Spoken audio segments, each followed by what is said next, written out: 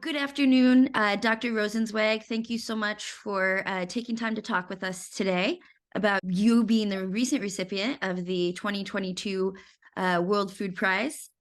To start our conversation, could you provide a brief summary of your work and what you do?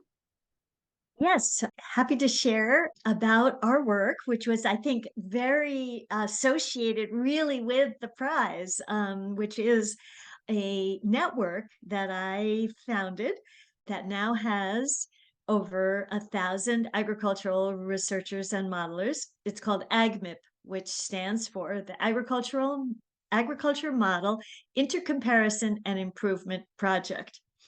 And what we do is together create protocols for modeling studies of climate change and sustainability, how a changing climate will be affecting agriculture around the world.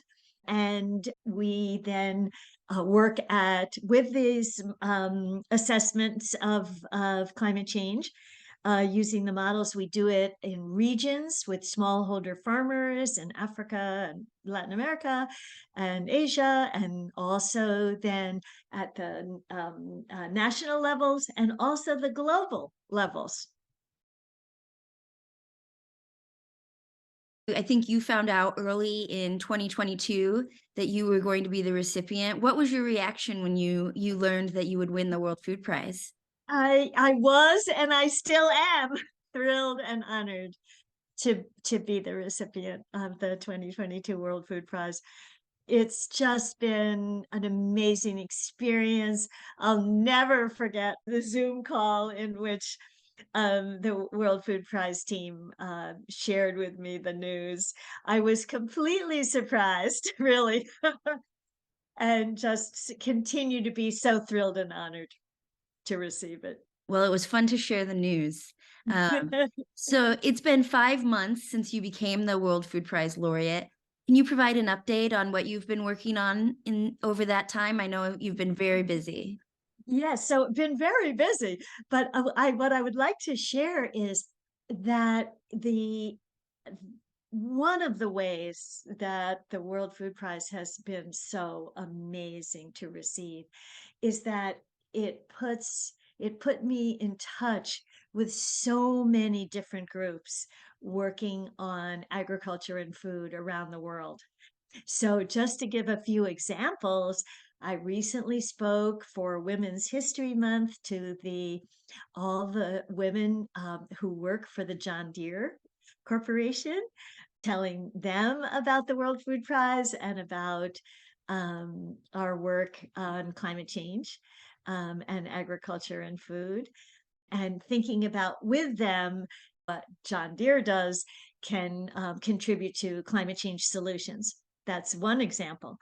I have spoken to a wonderful group it's based in London and the UK primarily, called the Forward Institute. They bring together people who are acting in all different parts of society. For example, there were like from the supermarket chains in England and the military and the banks who provide the financing for agriculture and food. And we had a wonderful session there, for example.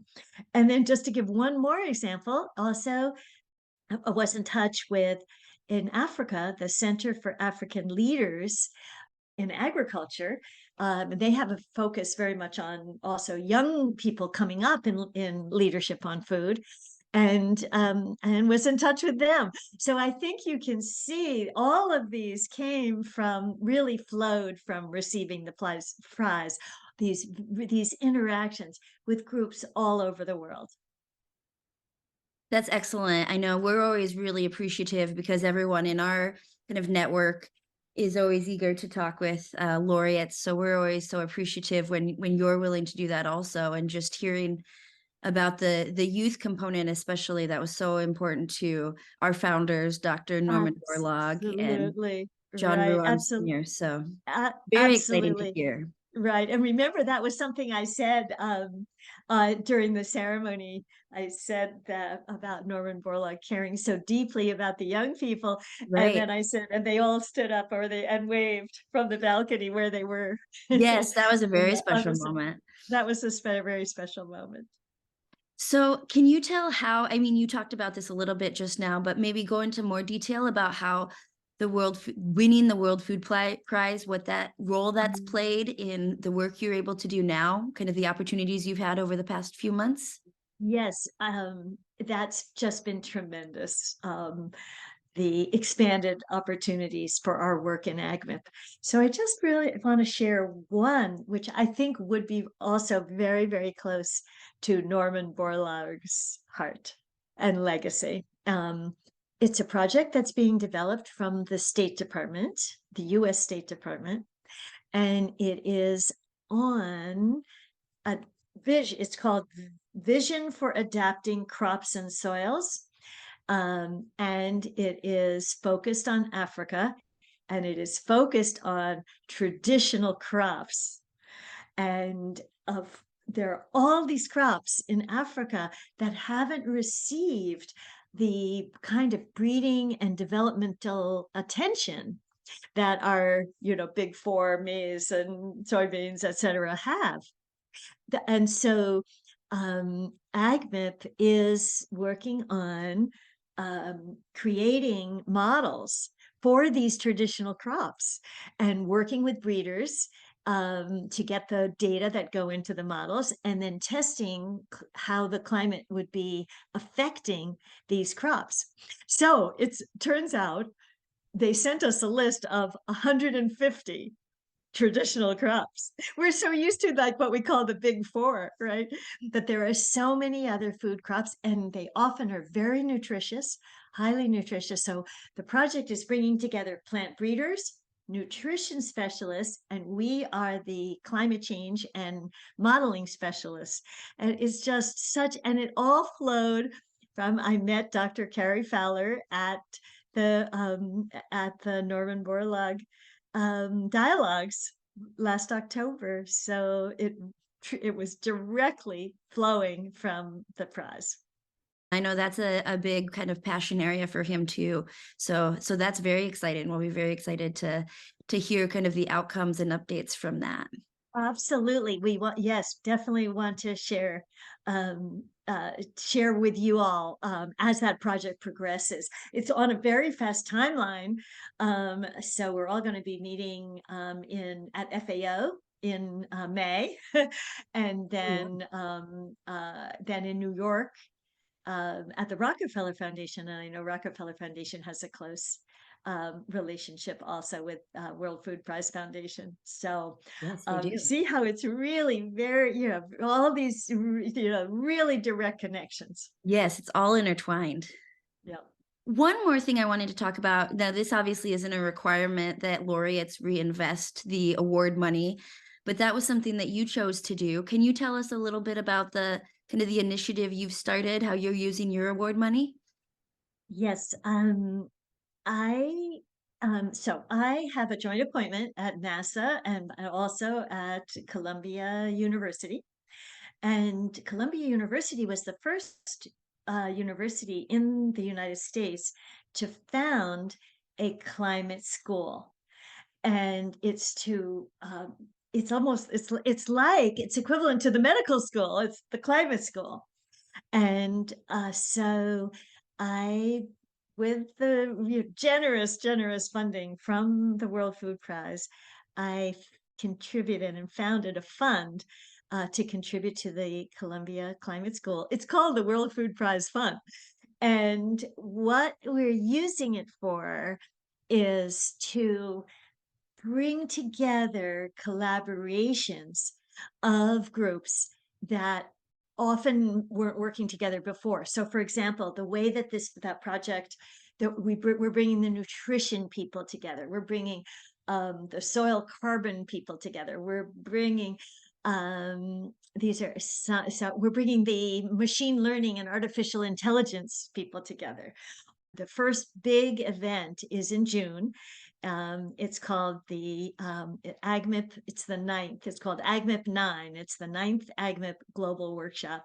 And the World Food Prize funds are contributing to bringing ag researchers from all over the world from these different aspects to come and work together. We call it radical collaboration. And that's what the World Food Prize is really contributing to.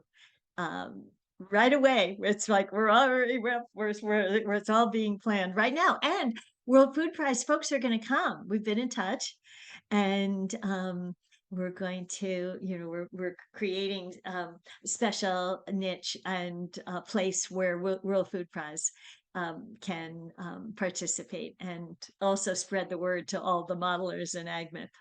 Well, yes, I know our team is very excited about that. And it's interesting. It does sound like really an expansion of kind of that special skill set that you have to bring all of those kind of unique actors together to work on these challenges. Yes, because right now the challenges that we face around climate change, around sustainability, around nutrition, food security they're so big. They're really very big challenges now, and no one group or sector or discipline can solve them by themselves.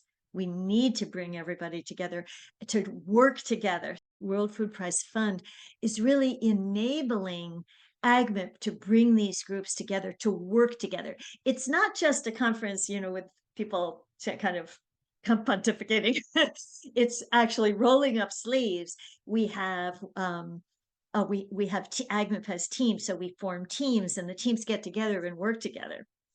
And rolling up sleeves and actually working together, creating the protocols for the next assessments. So that's what it really is. The prize funds are really enabling that kind of radical collaboration. My last question for you, Dr. Rosenzweig, if there's anyone who is on the fence about submitting a nomination or asking someone to maybe nominate on their behalf, what advice would you have for those folks? My advice is jump in and do it. Just even creating the package, to is it's just an amazing experience, because it really provides this opportunity for you to bring your work together and see it all together in this wonderful, wonderful way. It is totally worth it. And in any case, I encourage potential nominees to come to the Norman Borlaug Dialogues in October. Get to know this. If you don't know it already, it's a fantastic professional community, very special conference that brings so many different representatives from so many groups together. That's where you get the spirit. You really learn about the spirit of it by coming to the dialogues. Excellent. Yes, and I appreciate that plug. I'll say it's October 24th through the 26th this year. So I hope we'll see you there. And we're so appreciative of all the information you shared last year on stage and in breakout sessions. So with our youth. So we're so grateful and appreciate your time today. Is there anything else, I guess, that you would like to add? People said, before I got it, if you do get it, it will change your life. And two things about it. So one is that it does indeed change your life, and it's just in an absolutely fantastic way. It's just an experience of a lifetime. The other thing that people shared with me was that the World Food Prize is a family.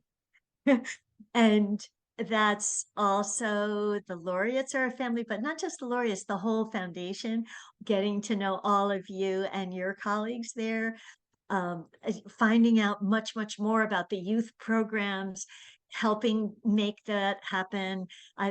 Just every part of it, it truly is a family. And so I will definitely be there in October. Great. That's great to hear. And I couldn't agree more. And it's such a special experience for us too to interact with you and all the laureates and all of the people that come and share their expertise and excitement and collaboration. So Dr. Rosenzweig, thank you so much. I really appreciate you taking time to talk with us today. That's wonderful, Emily. Thank you so much.